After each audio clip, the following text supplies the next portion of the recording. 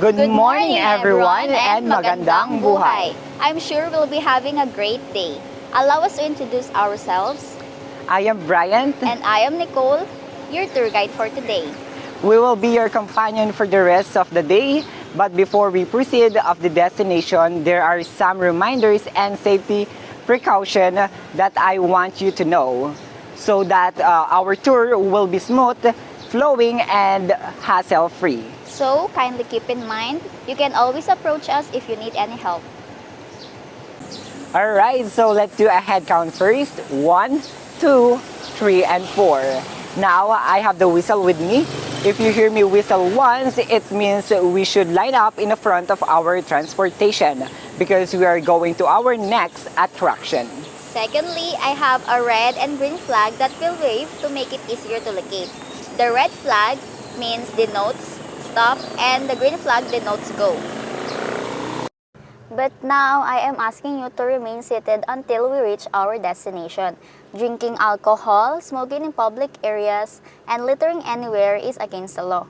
And lastly, please listen to us when we remind you of something. Don't walk away from our group and kindly obey our safety rules.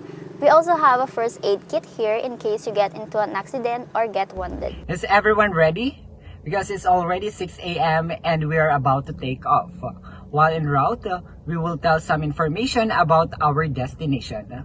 Please fasten your seatbelt because Nicole will tell you briefly about our destination. Welcome to Mexico, Pampanga. According to Augustinian records, the town was probably founded earlier in 1581 or 10 years after colonizers entered Manila Bay. Municipality of Mexico is a first-class municipality in the province of Pampanga. According to the 2020 census, it has a population of 173,403 people. It was also formerly known as Nuevo Mexico during the Spanish period. Our first destination is for our breakfast time. We are here at Central Diner, located at the District 1, Barangay Pandakaki, Mexico, Pampanga. They offer silog meals, sizzling goodness, a la carte meals, pasta, and many more. Central Diner is a simple place to hang out with the family and friends. And before we go on, let's do a head count. Let's start with you, ma'am.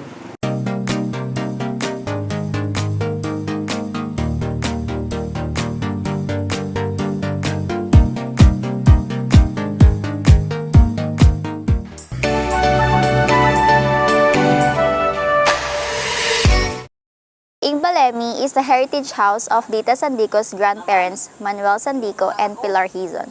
It was built in 1927. Balemi, as Dita calls the house, means my house in Kapampangan. It is Dita's bridge in the past and provides a sense of continuity.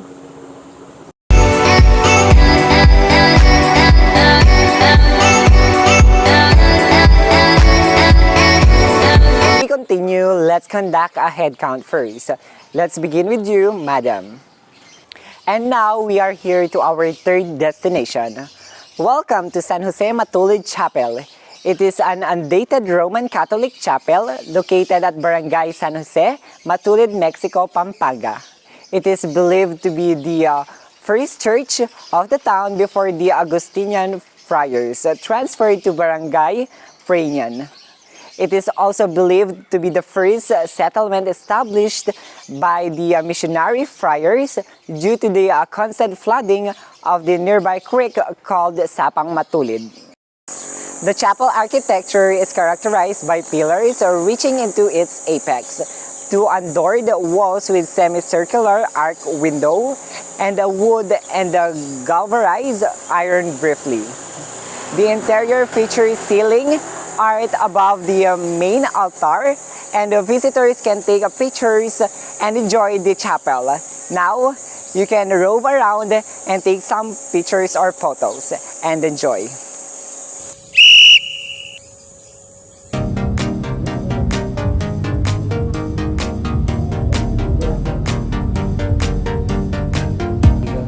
Alright, so before we proceed, let's do a head count first. 1, 2, 3, 4, and 5. Now we are here to our fourth destination, Welcome to the Beverly Place Golf Club. It was built in the city of Mexico, about 25 kilometers or 41 minutes drive from Angeles City. The short 7,028 yards, 18 holes course was designed by one of the legend in gold, none other than Mr. Gary Player. This public course started out with the back 9 first, and then they added on the newer front 9. Alright, so you may now enjoy and explore the landscape of Beverly Place Golf Club of Mexico, Pampanga.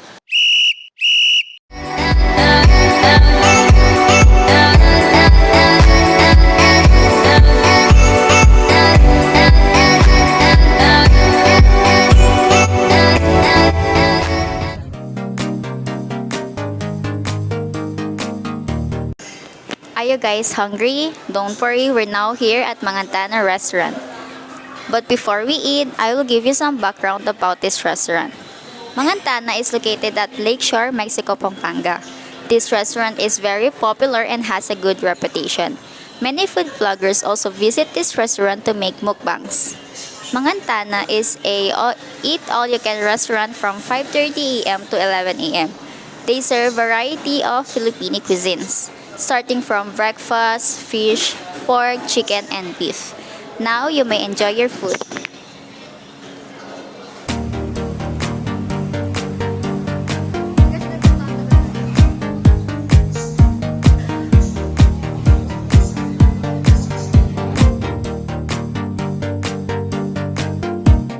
Here is our last destination for today. Are you ready for more experience? Because I am.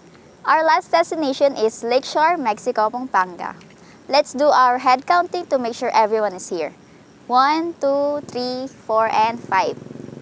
Now, before we enter and begin our trip, we must observe distance and follow protocols.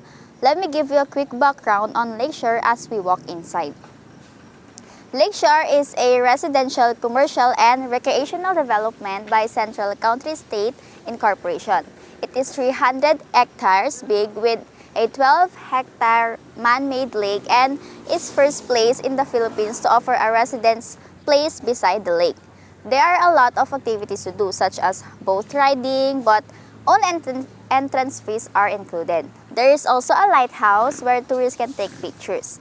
Let us appreciate the landscape of the place and feel the moment. If you want to take photos, you may do so.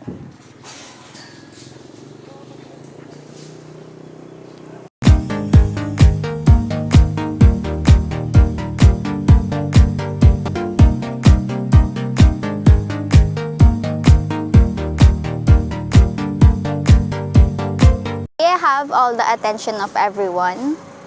Please double check all your belongings before we separate. Let's do a head count before we end this tour. 1, 2, 3, 4, 5. This is where we end, and I hope that you had a wonderful day on today's trip. Thank you, everyone.